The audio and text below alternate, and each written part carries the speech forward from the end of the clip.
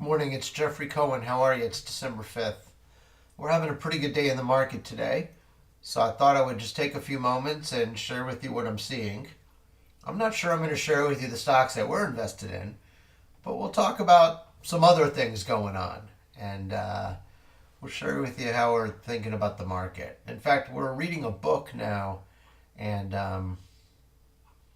it's called The Lords of Easy Money, and it's given me quite an interesting perspective on stocks, on central banks, on quantitative easing and quantitative tightening and policy rates and just what's going on, right? The market's got a lot of money rushing around in it, and what I worry about is there's still a lot of money. So if we look at Fred, and I'd love to see reverse repo rates, but I probably won't find them easily. So Fred is the St. Louis Fed, and they publish lots of stuff about money and about the economy and about assets, about all kinds of stuff, right? And so I just find it super interesting. I just pulled up a few things. I'm going to keep pulling up some other stuff as well.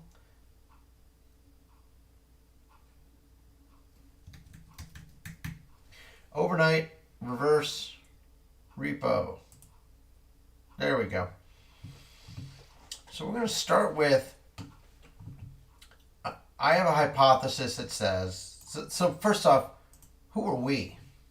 And why are we talking to you, right? And why am I wearing a hoodie and a motorcycle shirt? Well, the reason is because I'm taking it easy today. We have long COVID in our house, and my job is to get my daughter off to school, get my wife off to work,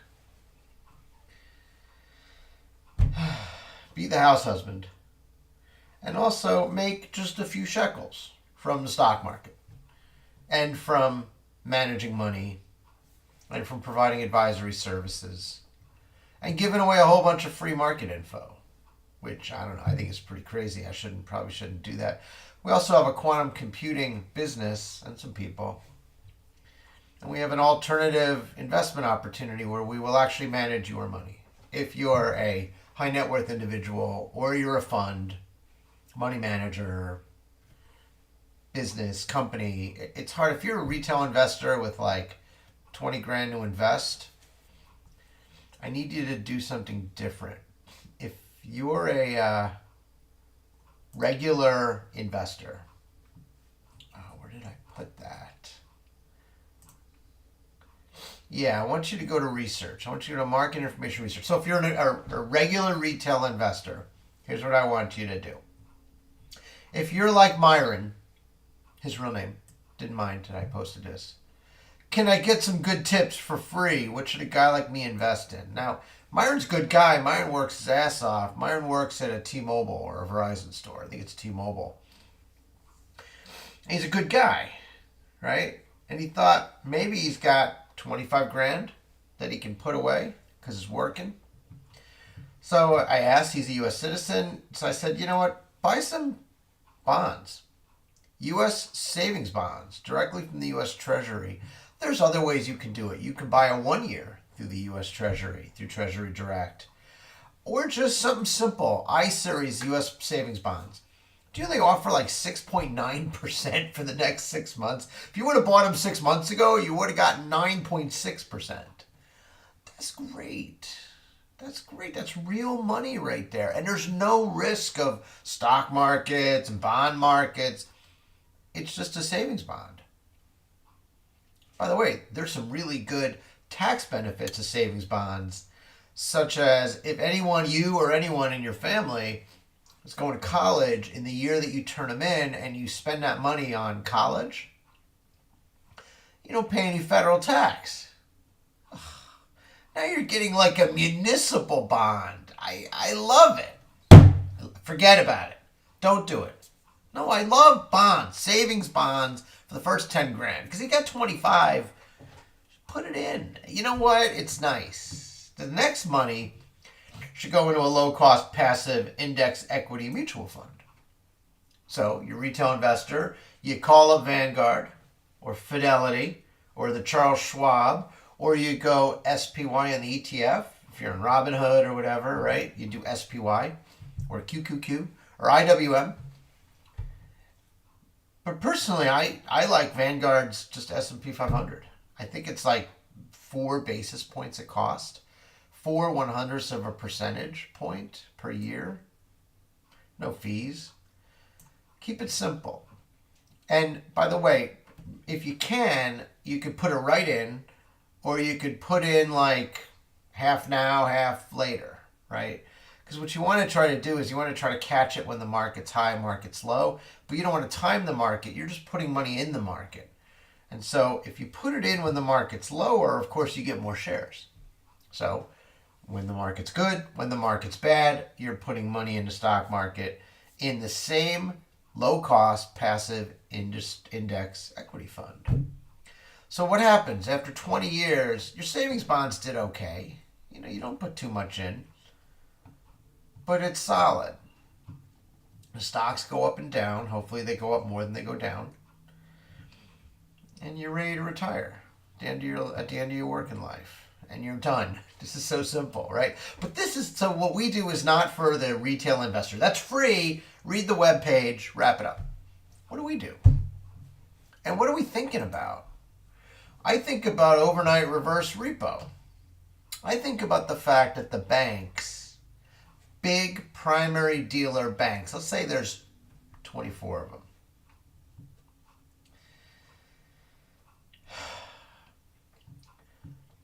They stick the money in the Fed, and I think now they're earning like 4.5% or 4 or 5%. It's $2 trillion. $2,050,000,000,000. So why do the banks have an extra $2 trillion to stick? And why this number was small before? It was basically zero. So why do banks have excess reserves? That's a good question, Jeff, because you ride the yield curve when you have extra reserves. You reach for yield. You reach into risky territory to make money. Now you could say, Jeffrey,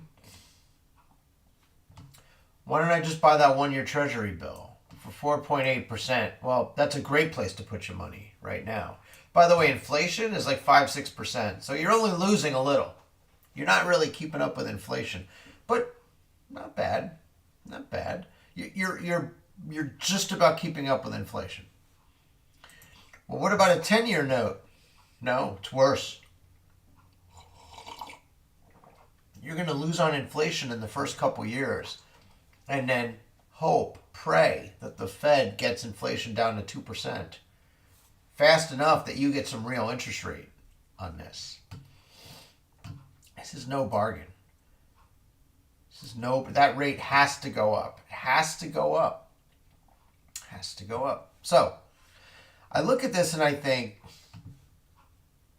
a lot of extra money. It's so much extra money, they're willing to just park it at the Fed. They've already made all the risky investments. So how did all that money get invented, created, printed? Now, the Fed doesn't actually print money. Like, when I think of printing money, I think of a piece of paper with ink on it, right? But the Fed doesn't do that. What they do is they deposit money into reserve accounts, into primary dealers or primary banks, direct relationship banks to the Fed. And so those banks will gather up some bonds, some mortgage-backed securities, some bonds, and maybe they don't have them, so they go to hedge funds and they go to other dealers and they go get the bonds and they got them. All right, Federal Treasury, New York branch of the Federal Reserve Bank, I got these 10 billion of bonds. Do you want to buy them? Or they wait until like Monday at 3 and the Fed comes out and says, I want to buy 10 billion of bonds. Great, here they are. Take them. So the Fed takes the bonds and the Fed creates money that didn't exist before, and it puts it into the reserve account of a primary dealer. Now, I used to think the Fed had to have the money, that there was, like in Harry Potter, there was like some vault that had money in it.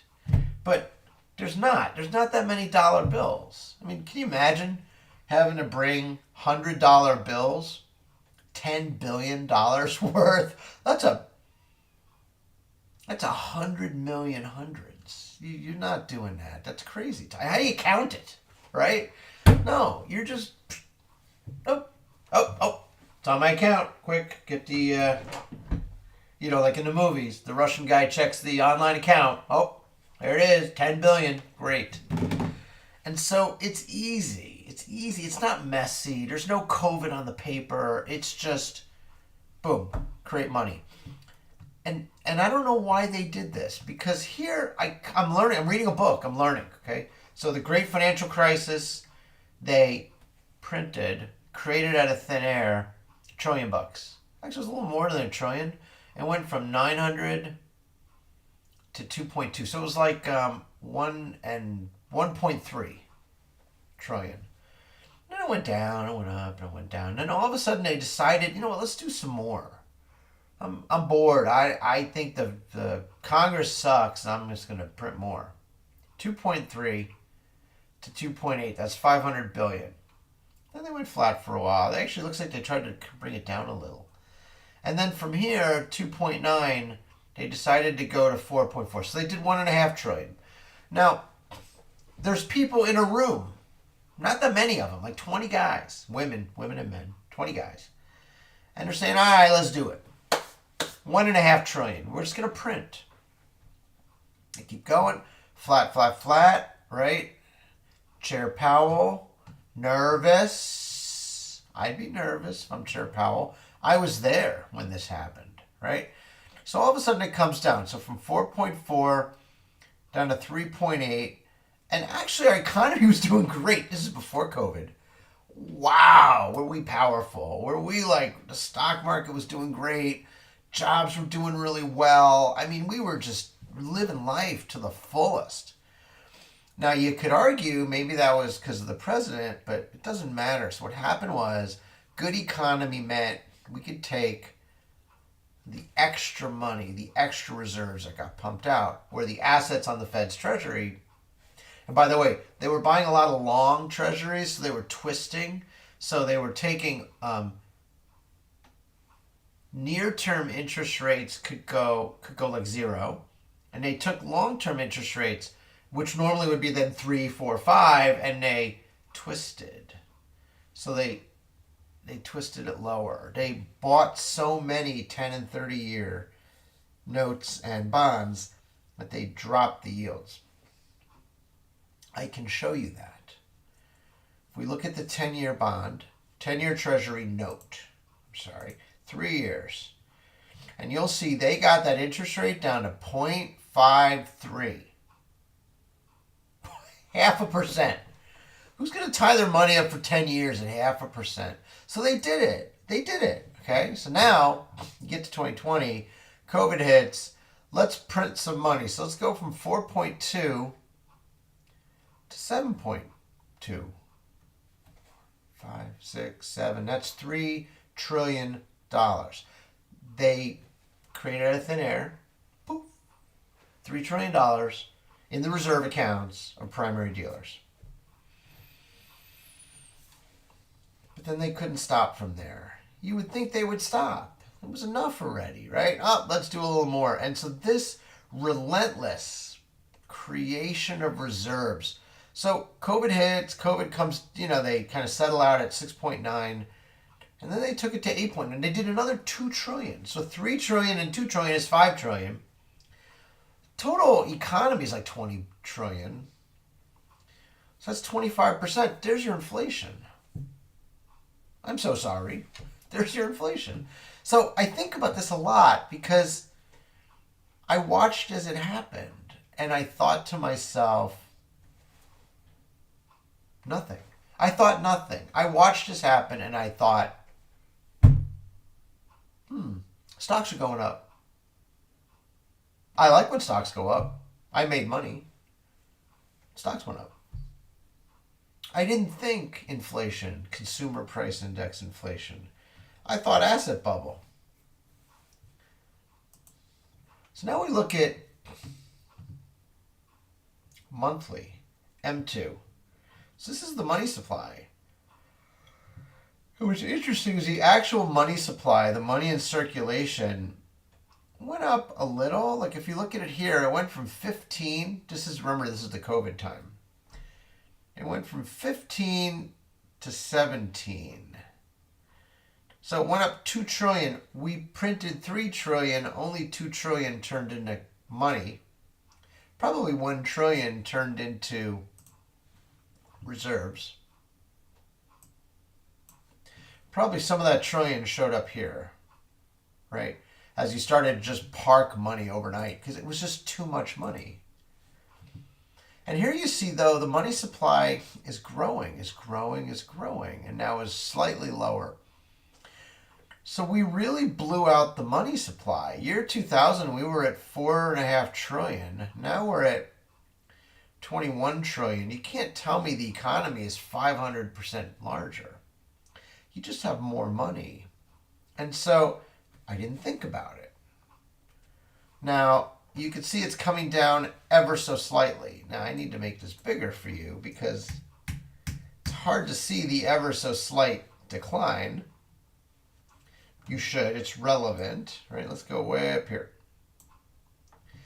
But it's not really coming down. It's just not going up, right? It's like, it's kind of, in October of last year, we're still above that. October of this year. So we're up for the year. We're moderating. This is why inflation hit. I'm just saying. So you're here now. The Fed has 2 things it can do. It could raise interest rates. And let's take a look over a year. Doing a pretty good job.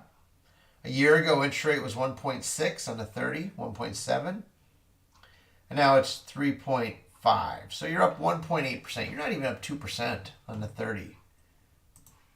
The 10, let's go for a year. You were at 1.4 and change. You're at 3.5 and change. So you're up 2.1% on the 10-year. Again, not a ton. I mean, they've raised rates by like 375 basis points. You're not seeing it because they've continued to buy long bonds, or others have bought long bonds and kept the prices low. Kept the prices high, which has kept their yields low. Now, the 1-year Treasury, very different. This doesn't have like bonds, like duration. This doesn't have heft. It's a year. It's a year. You buy something, a year later it's gone. You got to reinvest it. So it's not so heavy. There's not like a bond asset that's so heavy that you have to amortize. This is nice, right? You put money in for a year, you earn it, right? So you were earning 0.3. Now you're earning 4.8. 0.3, 4.8 minus 0.3, 4.5%. This is what the Fed has been affecting, which is the 1-year Treasury. And to be honest, maybe my advice to the retail investor, which is to buy savings bonds at 6.9%, maybe my real advice should be stick your money in a 1-year Treasury. It's not bad to get 4.8%. It's nice. It's nice. That's a lot of money to earn with no risk. In a year, who knows where it'll be, but at least for a year you wrote it. You wrote it nicely. So that's interesting to me. This is where we're seeing it. We're seeing it in a 1-year Treasury bill, and so more than the raise that the policy rate. If I look at the 13-week, a different charting software. The 13-week, you were at 0.04. You were at 4 basis points. Now you're at 418 basis points. So it's 418 minus 4 is 414, is 4.14% higher than it was a year ago. So if you only want to put your money away for 13 weeks, you can go to treasurydirect.gov, type it in, treasurydirect.gov. Let's do it. treasurydirect.gov, log in, buy the next auction. Just put in like up to, I think, $1,000 minimum. You can buy this. You can buy that for 4.18, roughly. You can buy that for 4.8. I'm just saying. You get an extra 70 basis points for tying your money up another 9 months. You take it because if you want to tie your money up longer, like 10 years, you're going to give back your interest rate. There's a really sweet peak here for people that have money to put away. You don't have to put it in the stock market. You could earn almost 5%. Just put it away. For your first 10,000, you could earn almost 7% by buying a United States savings bond. Just do it. I-Series savings bond, 6.89%. God, you're killing me. So much money. Love it. All right. This is not at all what I was going to talk about on my video. But it comes down to this. I want to do business with large institutional investors, money managers, etc. And I run quantitative models that end up picking portfolios of stocks to buy and hold and hedges that you could use to hedge against the market. And you could do them separately. Most people I know would want to do them separately, but the finesse is to hedge. So you can buy long, hedge market. You could buy long, hedge short. The shorts are dog shit. The longs are the best. And so you're actually getting you're enjoying the spread between the fundamental quality of the stocks, and you've got the fact that the longs are really, really good. They work together. They minimize volatility. And the dogs are just crap and they have tons of volatility, right? You're going to end up whipsawing a bit, but that's okay. And that's where we're at. So, and that's what we do. And that's what our website talks about. And I had a call from somebody today who said, oh, we want to work with you on the quantum side. I've actually had 2 calls today about quantum. And I know post-quantum cryptography is interesting for people and all that. We'll get there. But for right now, the way that we make money is we applied one of our quantum algorithms to investment advisory services. And that's what we'd like to do for you. So what else did I see today? So other than this whole story about how the Fed has totally screwed up our money supply, and I really believe it. I believe that our money supply is completely broken. Look at M2. You have got to start bringing down the money supply if you want to start bringing down inflation.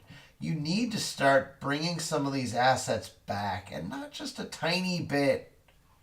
Bring it back. 100 billion a month. 100 billion a month. 85 billion a month. That's fine. That's the same level of quantitative easing. So bring it back. Let everyone know, forward guidance it, but bring it back. The overnight reverse repurchase agreements, this is where you should be targeting. You could actually reach out to your primary dealers and say, look, I know you got an extra $2 billion 50. $2 trillion 50 billion. Let's take $1 trillion out. Let's do it. I'll give you a good price. You take these bonds, I take your money. Let's wrap it up. I give them 2% profit. I don't care. Just walk away. Start to bring this down. This distorts our economy. This distorts our system. My God, I sound like a crank all of a sudden. I don't like it. So I've just started feeling this way because you have crazy stocks. You have money chasing the worst risks. even pretty good risks. Money was chasing a lot of risks. There was a lot of money chasing a lot of shit. And so it's caused by this. And I don't know what to do about it because I'm just Jeff and I'm just Chicago Quantum and that's fine. So what we're doing now is we are shorting the heck out of one bank. We are. We think it's terrible. We think it's a terrible bank.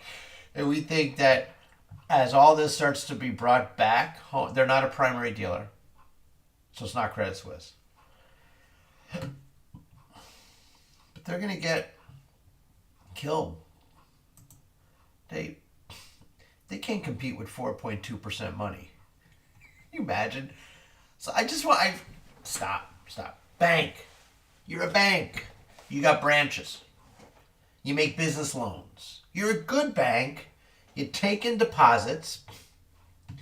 You're not paying 4.18%, but what you might be paying, you might go to Bankrate. Bankrate.com. You might go to Bankrate.com. Oh, thanks, man. What are you doing? Fine. First Internet Bank of Indiana is paying between 3.04 and 3.87. Oh. Excuse me 1 second. I got a call from Alabama. Hello, this is Jeffrey Cohen, Chicago Quantum. How may I help you? Oh, I'm terrific. By the way, you're live on YouTube. You're live. You're live right now. Do you consent to having this call recorded? Do you consent to this call being recorded? You do? Oh, that's terrific. So thank you very much. By the way, that was someone, just to prove a point, that was someone looking to lend me money. Not have me lend them money because they're short, but they want to lend me money at like 3% interest, 4% interest. This is Chicago Quantum, right? This is advisory services. There's no assets. You know, you want my assets? It's a pair of headphones. You can have them, right? A coffee cup, a couple of servers, furniture, research, articles. That's my assets. What are you going to do? You're going to take my furniture? You're going to take my chair? You can have the chair. I'm going to take $850,000 from you, and I'm going to, invest it? In what, Corbis? Right? Knuckleheads. Why are you calling me to lend me money? Just stop it already. Stop. All right, fine. So, I don't know why Bankrate is showing up as crap here. Let's see if we can fix it. Application error. So, here. I know you can't see it.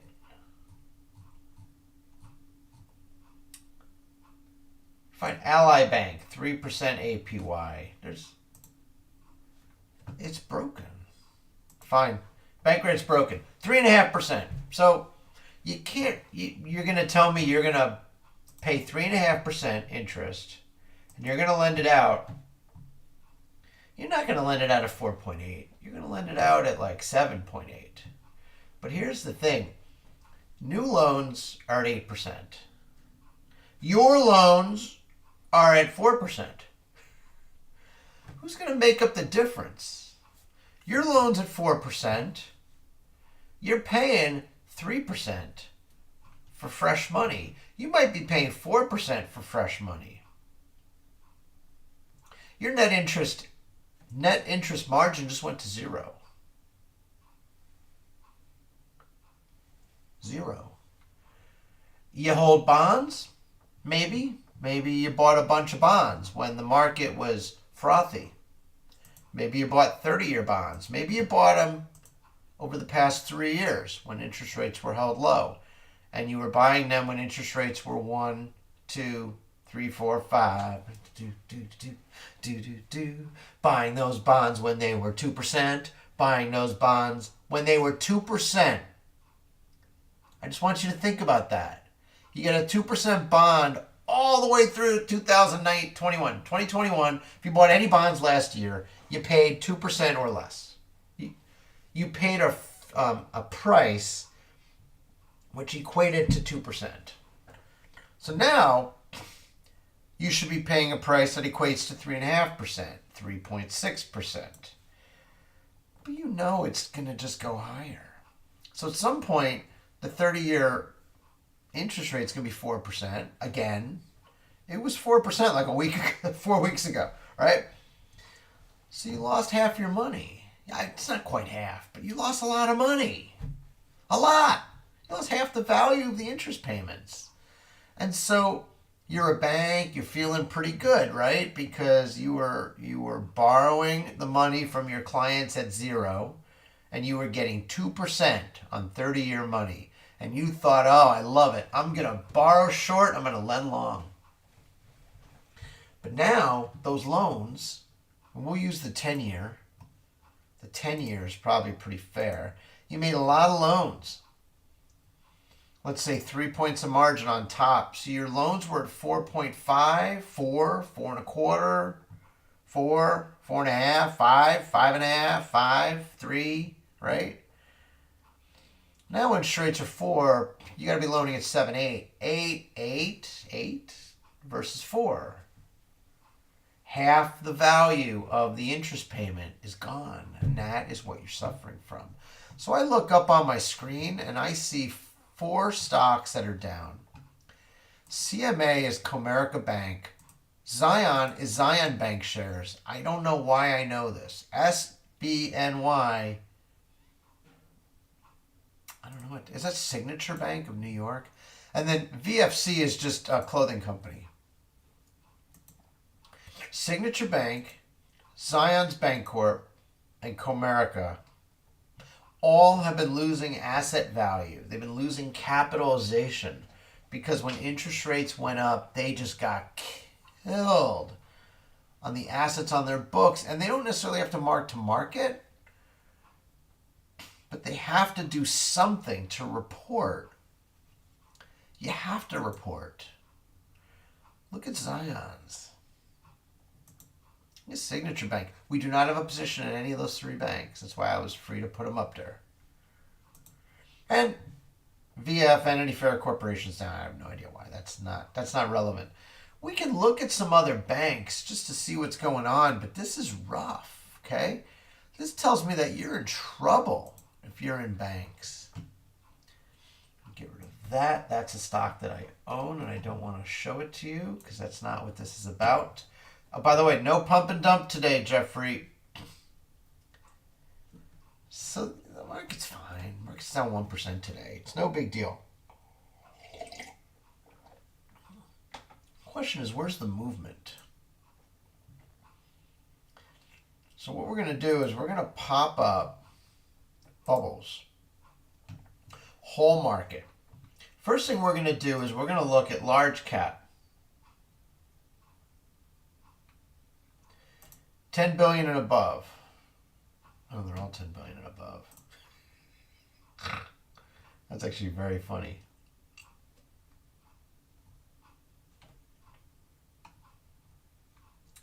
Fine. 10 billion to 200 billion. Most of those stocks are down. There's a couple up. Airline, United Airlines, Delta, Boeing. So flying high, right? Airlines flying high. That's funny.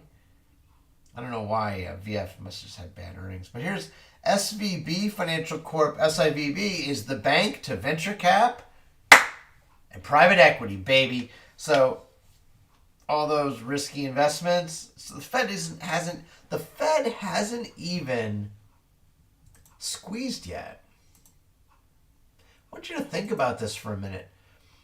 Reverse repo. The Fed has only taken out maybe $100 to $200 billion of liquidity in the market. Maybe. The Fed has taken from peak 8.9 to 8.5. Roughly. 400 billion came out. 200 billion out of excess liquidity. But now you look at SIVB. Show me the money, baby. Where are you? Where was I? And we're seeing money draining out of the riskiest investments. So this is why they say that the Fed is trapped, right? You can quantitative ease all you want. $9 trillion. That's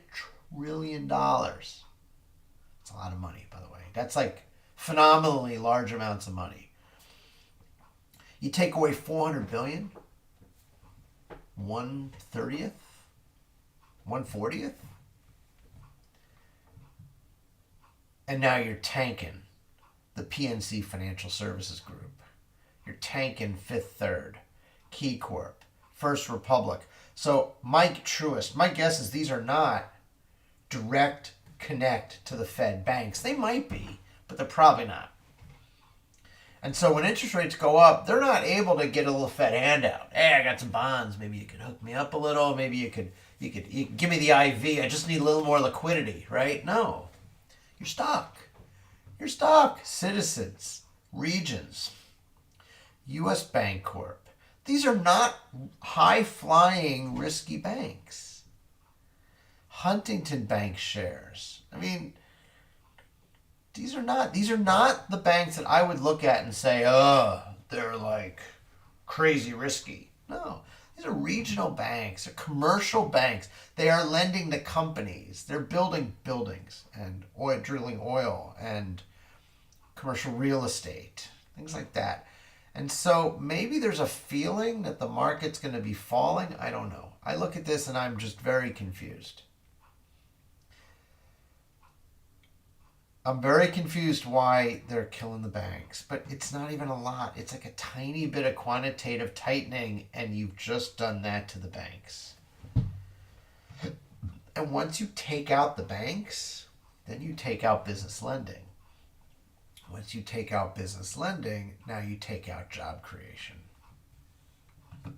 The Fed is in a really sticky spot right now. So let's go to the most risky stock we can find. Let's go to Credit Suisse. Used to be called Credit Suisse First Boston, but I don't know if you heard the joke, but you know when Credit Suisse bought First Boston, they had to teach them how to speak German and French. Do you speak German and French? Maybe.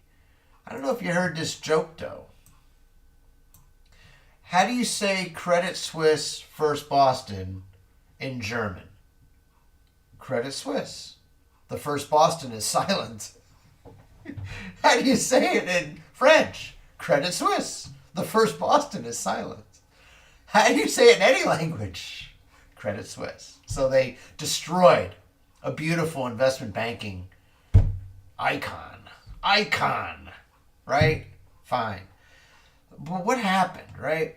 What caused the stock to drop from 4.5 to 3.5? Now, first off, you know the answer because we talked about it in the last video. They are doing a capital raise. They are printing. Actually, these guys can print shares. They are authorizing an expansion of the share count. 40% more shares. They're raising 4 billion Swiss francs. 4 billion Swiss francs on a company that's only worth about 12 billion for Swiss banks. For Swiss francs.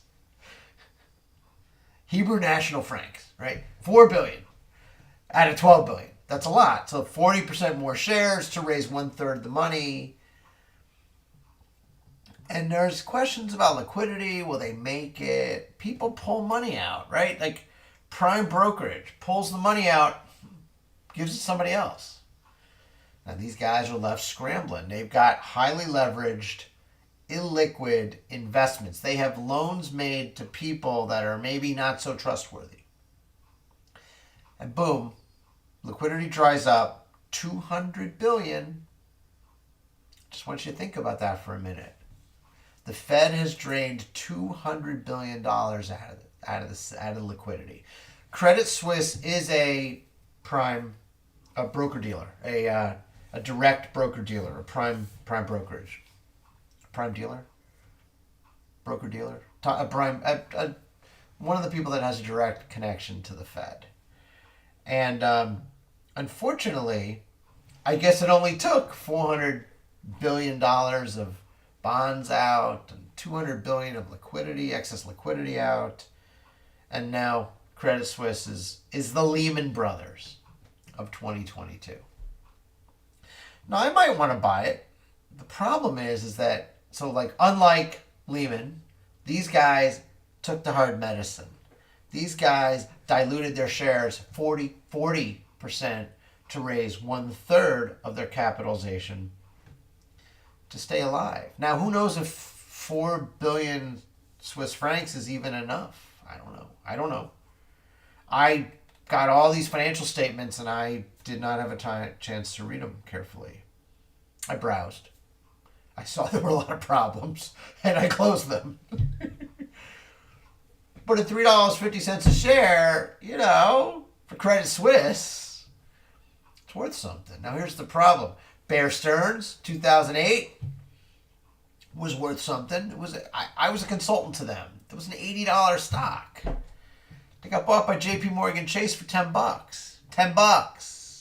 In fact, the Fed organized a $2 buy, but it was seen as a little one-sided. Oh, Fed doesn't like Bear Stearns. I love Bear Stearns. I love the team at Bear Stearns so much. They were my people. I was all the time in New York. I would stay at the Waldorf and I would just work my ass off. I'd go to New Jersey where they had their clearing and settling business. I loved Bear Stearns. I even did some work in their Chicago offices. My God, they were one of the best clients I ever had. $2. 80 to 2. So you look at Credit Suisse, and it's not much different. It was a $20 stock. It was actually a $60 stock. Now it's a $3.50 stock. Doesn't mean it can't be a 10-cent stock, by the way. So don't go crazy. But what's nice is they raise money from the Saudis, the Qataris. So Qatar is giving them money, Saudi's giving them money. It's nice, right? They were able to find, Saudis love it because they got a big chunk of one of the world's premier investment banking brands for nothing. For nothing. Reminds me of the Warren Buffett investment in Goldman Sachs during the great financial crisis. Yeah, it's nice to have money when other people don't. So, all right. So this tells me a story. This is the story I want you to understand. So you're out there trying to make a buck, okay? So there's a guy I like to follow. It's called Stock Tips on Breasts. And he just posts like a ticker. But he does it on a woman who's wearing like a bikini or something. You don't even know if these are men with bikinis on. It doesn't actually matter. It's just he's funny, right? It's just funny. So, hey, let's go make some money today, right? And so if you think about let's go make some money today, and then you think about what happens when a Credit Suisse goes to 350. I don't even know that I can draw this line. It may be too steep. Might not be allowed, based on my Illinois license, to show a stock falling this much, right? That's how bad it is. Look at how terrible this is. This is a terrible stock story. Let's go make some money. Let's go hide under a rock. This is awful. This is an awful story. So look at the stocks I have here. These are the stocks that like a month and a half ago were my short hedges. And they're all down like 1.5 to 2.5%. You see the S&P's down 1.9. These are the long stocks. Now the long stocks are falling. A couple of them are up, which is nice. And by the way, the ones that are up, like Rocket's up 3.75%. That cures a lot of ill will, right? Because you have a bunch of stocks falling like 0.5, and then you have one going up 3.5. It counteracts 7 down stocks from one up stock. That's how the model really works. Is it finds stocks that go counter to each other. I gotta look.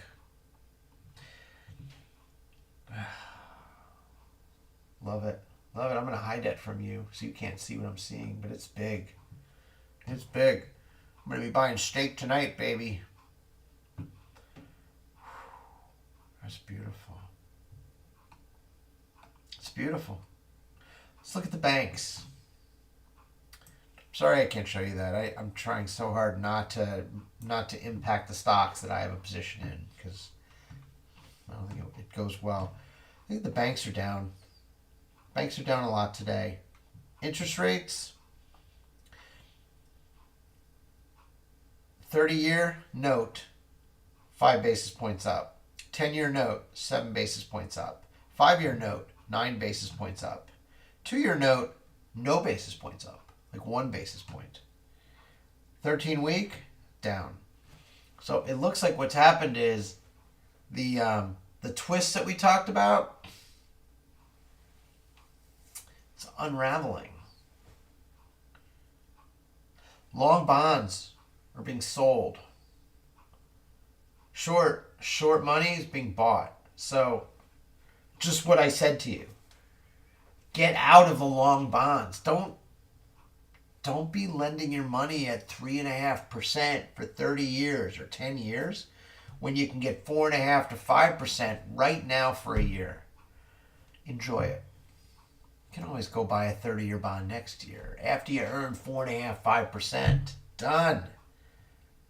And by the way, if you're a bank and you funded all those bond purchases with ready cash, depositor money, I love it, by the way. Take in deposits, you pay like 0.1% interest. You know, F those depositors, right? You're like, forget it. I don't, and I'm going to charge you fees the minute you don't have enough money in your account, $25. In fact, you know what? I'm going to charge you fees just for having an account, $25, right? Well, F you. Because here's the deal. You did that, you hurt the poorest people in America. You took their hard-earned money and you invested it at 2% in long bonds. Now, I'm crying, my stocks are down. A lot, 4%. Regional bank ETF is down 4%. You're not crying that much because this was down quite a bit before. So you rode your way up the cheap money, easy money curve, right? Look at that. From 35 to 70, regional banks doubled because the Fed opened up quantitative easing. That's fine. I wouldn't surprise me if it came all the way back down to 35 because the Fed's going to tighten again. You know, you can't trust that fast, easy depositor money is going to be there all the time. Not when people are having to spend their money on food that's more expensive, and gas that's more expensive, and rent that's way more expensive, and automobiles. I just helped my son buy a truck. You have no idea how expensive a truck, an American-made truck, for a guy who's 6'3", 300 pounds, how expensive that is, right? It's not the same. So, wow, I just drew a lot of dots, and I don't even know how this video is going to be received, but hopefully you like it. You know, there's a lot going on here, right? All right, so go ahead. AMA. Ask me anything. Is there another area where I want to look?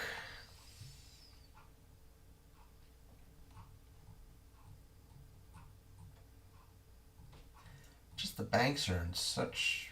I do not want to be a bank right now. You're in so much trouble, banks. So much trouble. So much trouble.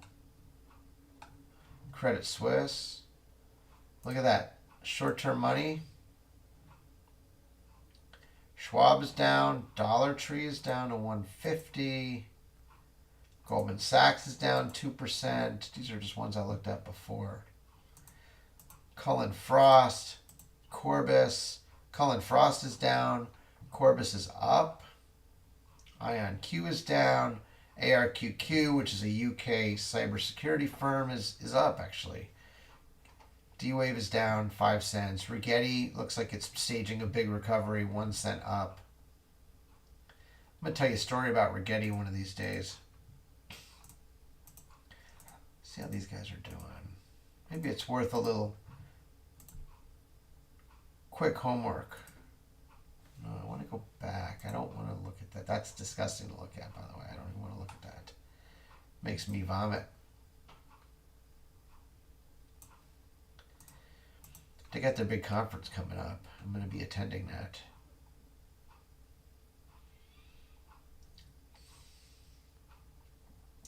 I don't know where the edge is in this market today. Maybe there just isn't one. Maybe there just isn't an edge today in the market. Let's take a look.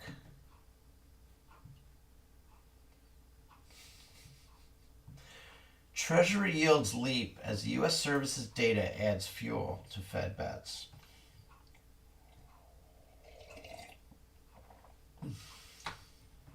Blackstone's property bets are getting shakier. I have no idea what any of that means. Well, what this means is market's pretty flat. Tesla's imploding. Vanity Fair Corporation's imploding.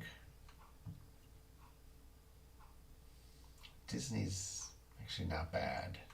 Disney's holding its own. They got a new Bob Iger came back as the CEO. Maybe he's going to try to fix things. Tops, look at that. People were riding a speculative bubble, and it burst. It burst that quickly too. $5 down to $2. Just be super careful. Be super careful when you're buying. When you're buying meme stocks, be super careful. Be super careful. All right, that's it. That's it. Maybe there's some other fun stuff here. I'll go take a quick look at Twitter.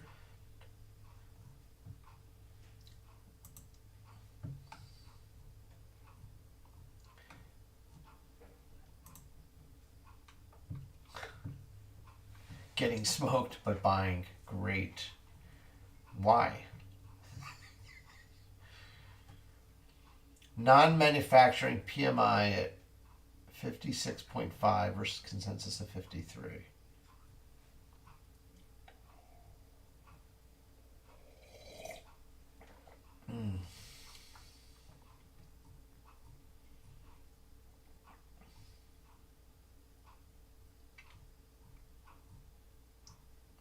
Not much here. You know, there's a nice bun. I do love a sweet bun. We baked yesterday at the house here. A lot of sweet breads in this house. I had a banana bread. What we did, we only put 1/4 of the sugar in. We replaced the oil with applesauce. And so it's not really sweet at all. A little bit of chocolate chips, nice dark chocolate, unsweetened.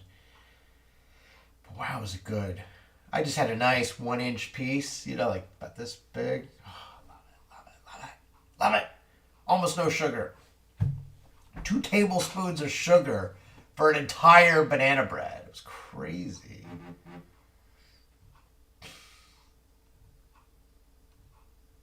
Oh.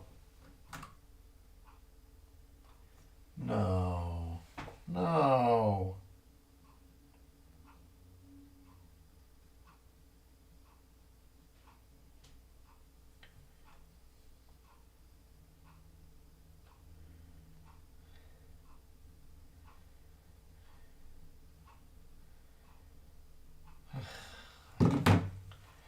Come on now. All right, what else we got? Amazon expecting to lay off 20,000 employees. Amazon expected to lay off 20,000 employees.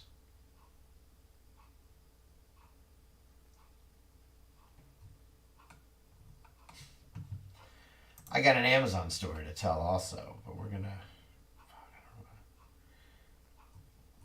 I'm not saving that. I'm not sharing it. I don't want to even think about it. All right, Twitter's out. My website's fine. Let's see what else. Let's do a last look, because this is kind of what we do. I'm now. If you made it this long, you can see the stocks I hold. Let's take a look. Let's see.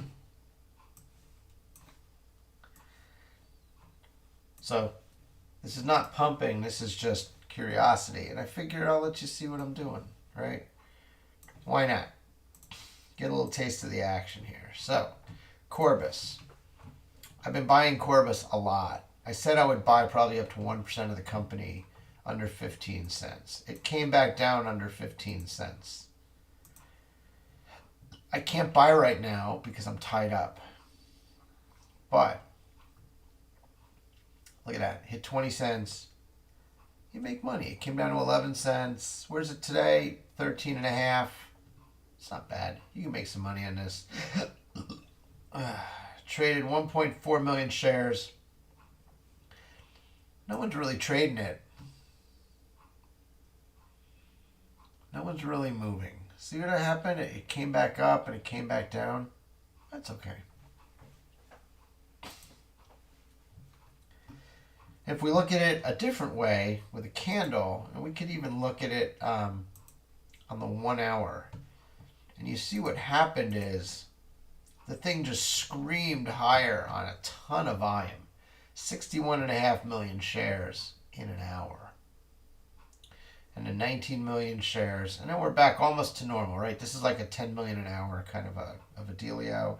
Then we're back down. Then we had a big pop here, 7.5 million shares. So my guess is people bought, people got smoked. And so they sold. And they thought, Corbis, it's never going to squeeze. I'm never going to make it. And then they waited another day, and they realized, I'm really never going to make it. I got smoked again. And now it's down. And now it's popping up a little, because the truth is, Corbis is worth about $1. Maybe $2, but it's at least worth $1. But there's a lot of reasons people want to keep it down. And so for me, if it stays below 15 cents, I want to buy 1% of the company. And every time it squeezes higher, because you'll see there's been some other squeezes. If I go by the week, let's say, and you can see the little squeeze here, little squeeze here, mother of all squeezes here. Yeah, it's crazy. This thing knows how to pump. People remember that ticker. I'm holding it because of fundamental value, but at some point this thing is going to scream higher. Oh yeah. Now we look at Cullen Frost, and this one was interesting because it appears to have completed its head and shoulders, which is so interesting. So how can I show you this? I'm going to just try to draw it for you. So Cullen Frost made the head and shoulders. And so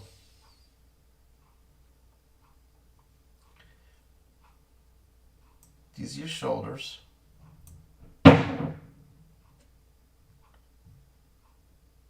that's kind of freaky. Did you hear that? There's the neck. Okay? There's the head.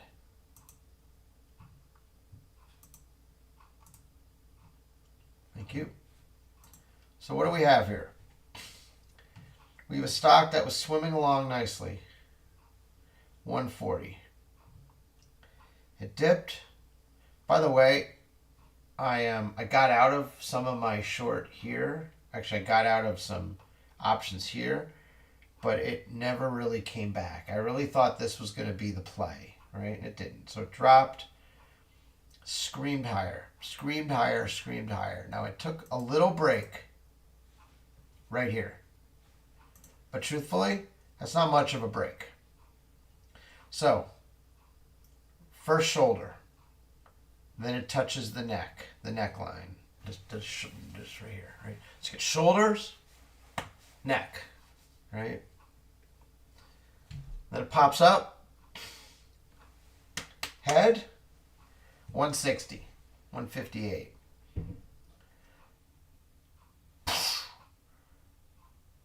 came down.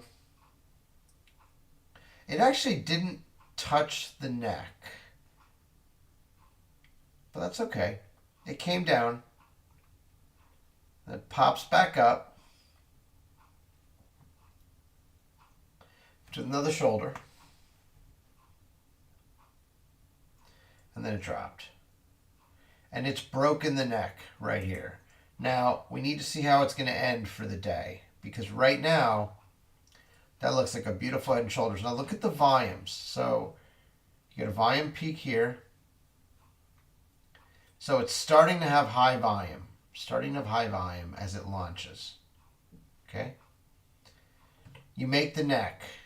I'm sorry, you make the shoulder. It's got good volume. Good volume growth right here. Comes down a little. Boom. Boom. Look at that volume up into the rise. You love to see that. But then you see the volume is also very high as it fell. So it's a high volume rise, high volume fall. And the volume lower. Look at that. Look at that lower volume. It just starts to fade. Hey, let's go one more shot. Low volume. It didn't make it. Didn't make much volume. Now on the drop, high volume. High volume on the drop. And today, I bet you there's high volume as well. And so I look at this and I think there's some serious weakness. So now I want to go back and I want to take a look deeper. I want to go 6 months to the day. And I want to see, what are we looking at here? I don't want to I want to draw a line. So the stock decided to rise. Look at that rise, how beautiful it is. And then the stock decided to fall. I mean, I can see that. I can see that happening, right? Now that the challenge is, could it rise again? Let's go back. It could, right? Because there's a lot of this. There's a lot of this like rise, fall.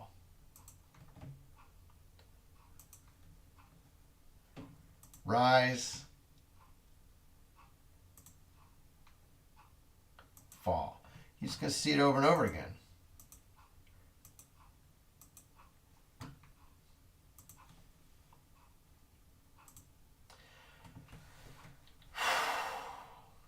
Wow. Beautiful stock. I mean, there's no reason why I won't just keep rising, right? The question is, fundamentally, is there anything good about this stock, right? We're here now. We're still pretty high historically for this stock, right? We're here. Support line at 120. I would expect to see a lot of support at 120. Next support line at 100. I would expect to see support at 100, and then the next support's at 70. Those are probably Fibonacci levels. Not that I'm a Fibonacci guy, because I'm not. But wow. Cullen Frost is in the stratosphere. The question is, will it make it? Will it make it?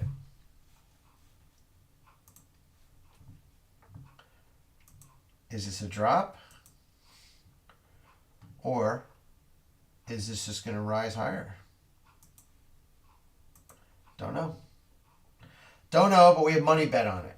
So that's one. We'll look at Corbis. And Corbis is pretty much the shittiest stock we have ever purchased. By far. This stock is terrible. This is an awful investment. It doesn't get worse than this stock. I would say in the history of stocks, this is the worst stock we have ever purchased. Worst. Worst. There's no upside. There's no love. Look at that. This probably is a Fibonacci pattern. This is an awful stock. Every line points down.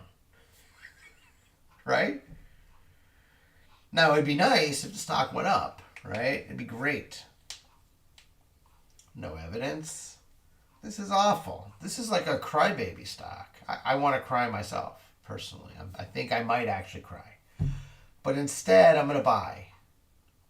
So while others are going to cry, I'm going to buy.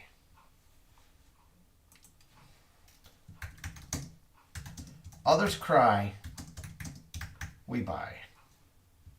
Okay? That's how we see it. It's tough. This stock has really been beaten up over a very long period of time. It's rough stuff. Oh, Cullen Frost is down $4 today. That's tricky.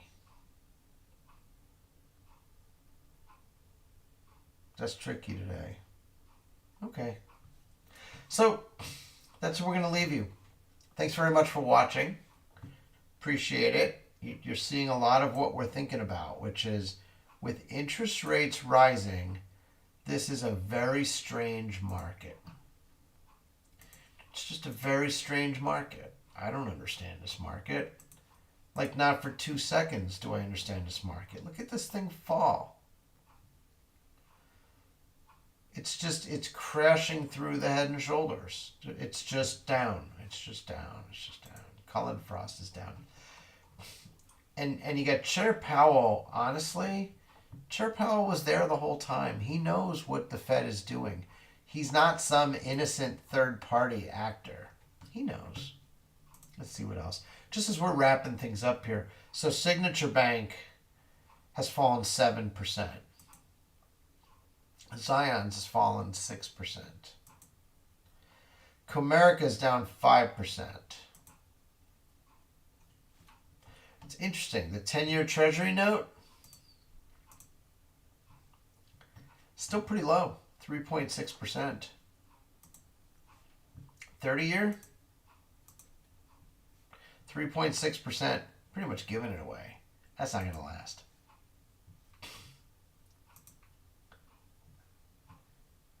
Our investments, we're up 7% today. Now we're down 180%. That's pretty rough. I don't like being down 180%. By the way, how can you even be down 180%? I'm still trying to figure this out. I've lost so much money that it's like I lost more money than I invested. That's awful. But we'll see how it goes. We'll see how it goes.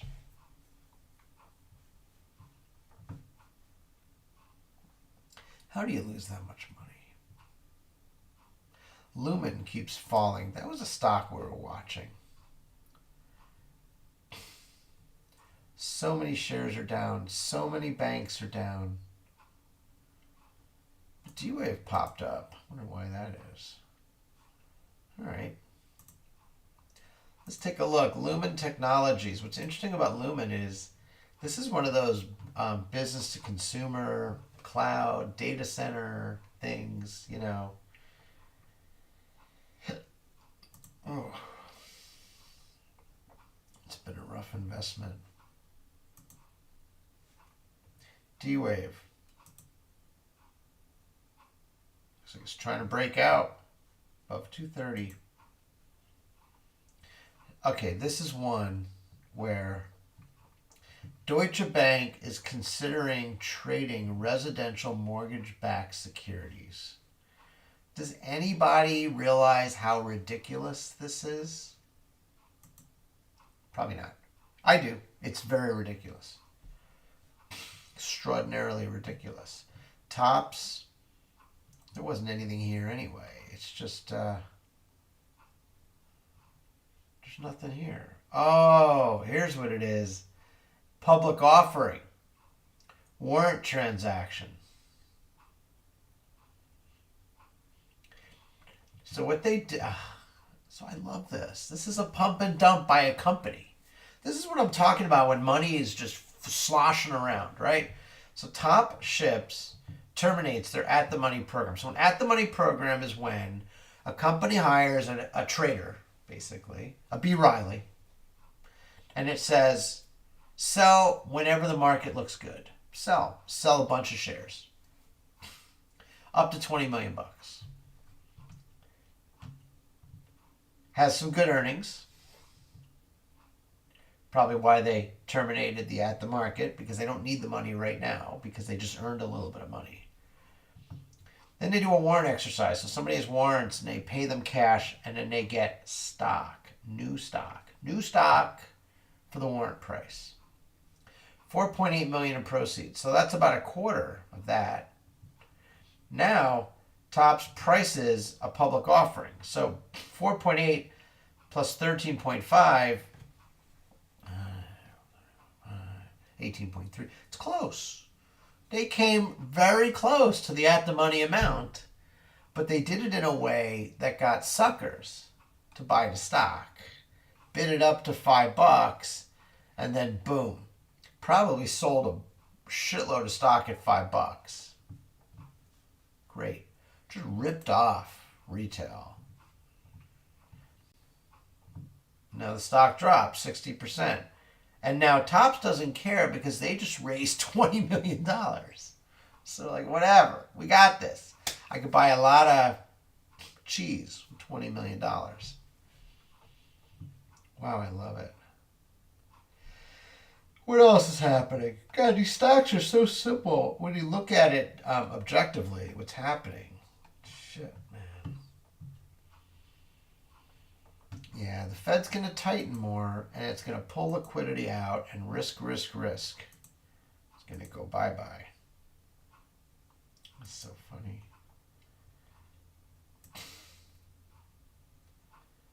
And LinkedIn, I don't spend any time on that. So this is what happened with D-Wave. D-Wave was like a $10 stock. It was a SPAC. And now it's down, it's like a $2, $2.50 stock. It's tricky. Arctic Quantum, UK-based, does a lot of quantum cryptography. Anti-quantum. Quantum computing, which is actually not a quantum company. IonQ, they are a quantum company. Really a quantum company. Rigetti, $1.18. I got a story about Rigetti. Go back to Corbis. Let's see, are we going to get any kind of movement on Corbis? Probably not. Let's be honest. No one wants Corbis. It sucks. It is like the worst stock in the history of stocks. Nobody wants it. I want it. I actually want to own the company, I think. That's okay. Sop up some of those extra shares. It's fine. Cullen Frost. It's just having a couple of bad days. It kind of looks like this when they gap down lower. Right? From 93 to 60, 65. How low is it going to go? Even? Do we even know? I don't think we know. I don't think we know how low it's going to go. Goldman Sachs having a bit of a bad day, but actually on a pretty high peak there. It's got room to fall. Dollar Tree, you know, they raised their price to $1.25, and now what? This whole thing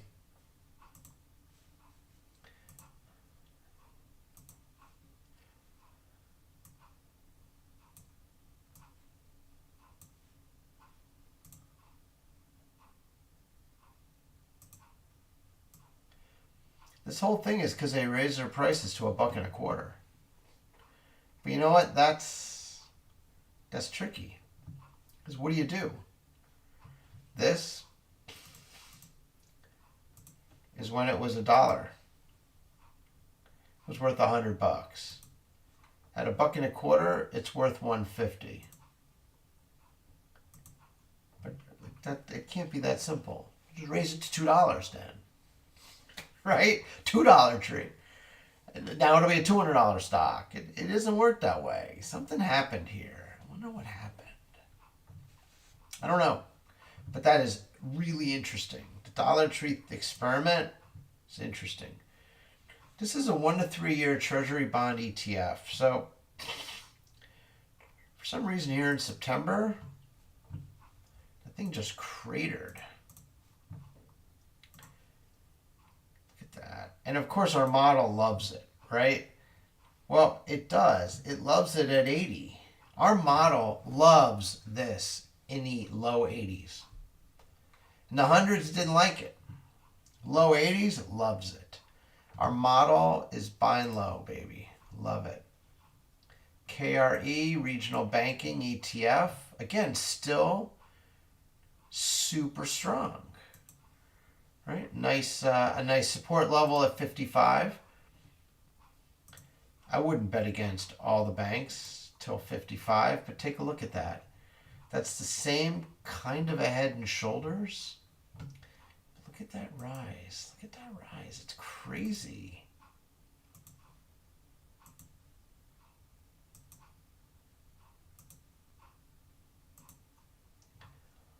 It does look, but each one is smaller than the last. I don't know. I don't know who's buying banks. Not sure. What else we got? This was our bubbles. S&P 500. Let's do 200 billion and more. There's really only 4 of them up. Johnson & Johnson, which our model loves, by the way. United Health Group, which our model does not love. Google, our model sometimes loves.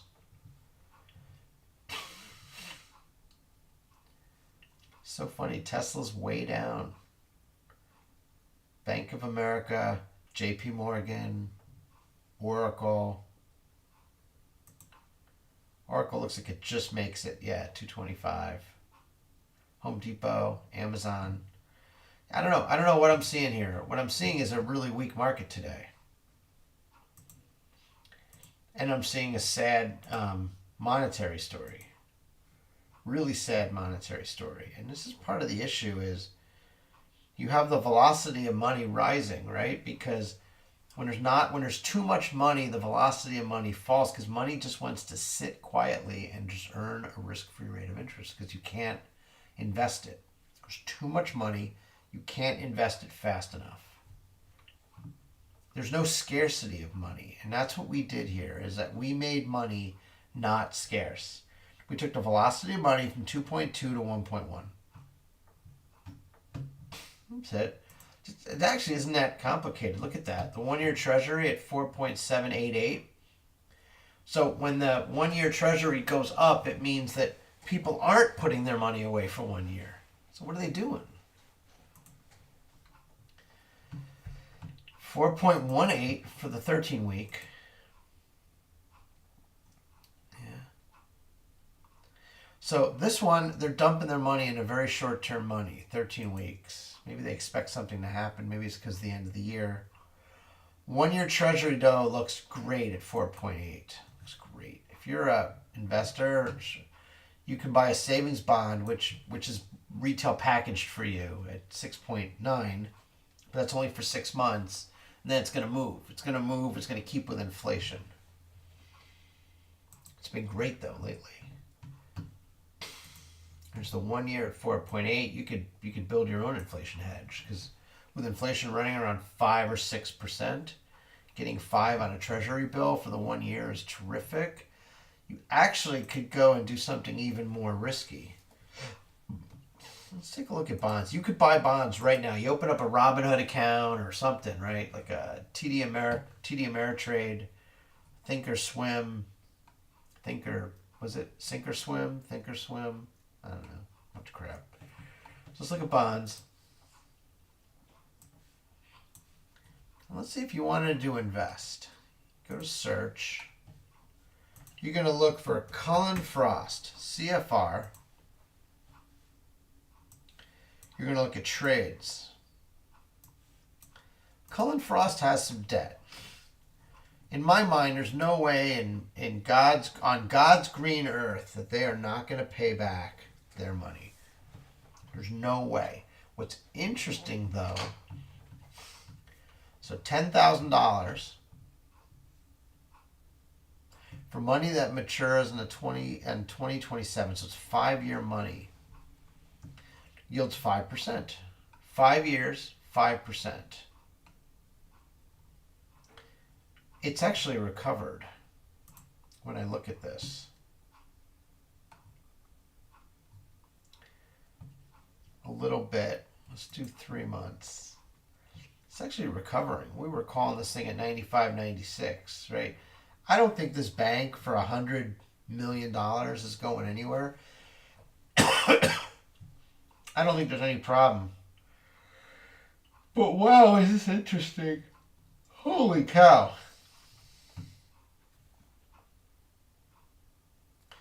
5%. You want to lend your money out for 5 years. So what else we got?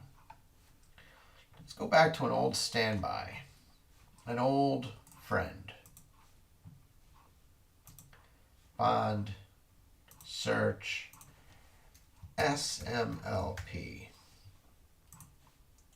There's an old friend. How we doing, SMLP? So there's an 8.5 coupon that matures in 2026.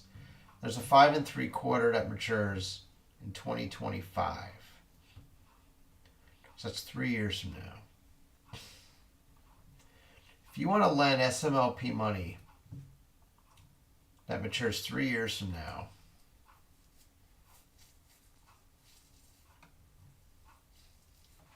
you're going to earn 13.2% of your money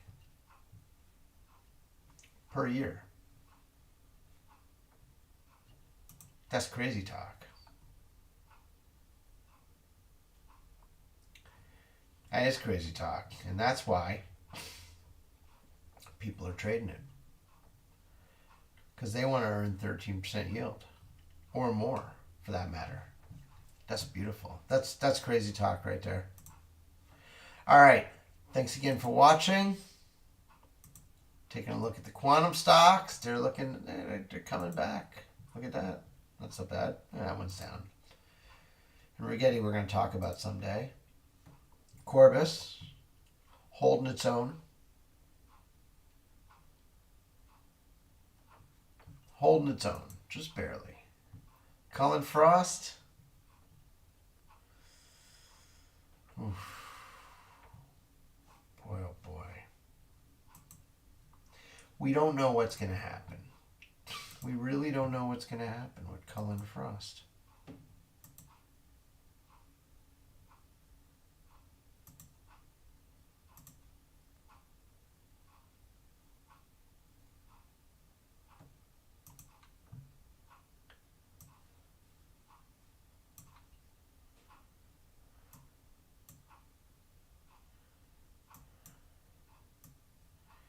It's not going to work for me. That's all right. Goodbye. Dollar Tree, same issue. Raise their prices a quarter, all of a sudden, boom. If they give that gain back, they basically just destroyed their brand for 6 months of stock price appreciation, which doesn't make any sense. Don't buy bonds. Savings bonds are one thing. For an individual investor, it's a nice prepackaged way. Keep some money safe, earn a nice yield, wrap it up. And all this stuff about like excess liquidity, too many assets on the balance sheet, M2 raising through the roof, the velocity of money starting to peak, which is not helpful because that raises inflation. Look at that, 4.788. It's beautiful, 1 year money. I might have to put some money away for that. That's where we're at. All right, thanks a lot. Hey, if you liked the video, hit the subscribe button, drop a comment, let me know you like it. Hopefully you do. And thanks for watching.